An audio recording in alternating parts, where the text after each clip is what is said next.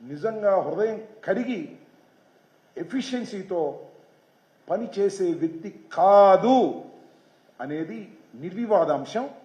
కాదు ఇన్నిసార్లు చెప్పినా ఆయనకున్న పత్రికలు ఆయన ఏదో అద్భుతం అమోఘం అని హుదూద్ తుఫాన్లో అద్భుతంగా చేశారు, లేదా గోదావరి పుష్కరాల్లో కూడా అద్భుతంగా చేశారు, దాని గురించి రాయరు.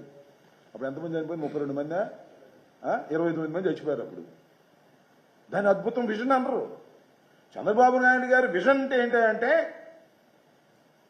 నది ఒడ్డున నిర్మాణంలో నివసించడం ఆయన విజన్. నేను మనవి చేస్తున్నా, ఇవాళ జగన్మోహన్ రెడ్డి గారికి రాసే పత్రికలు అన్నీ లేవు, కానీ ఆ కట్టిన గోడ ఏంటండి?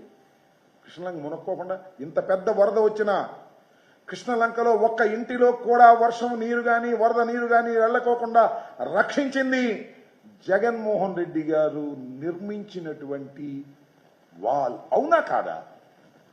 ఇది జగన్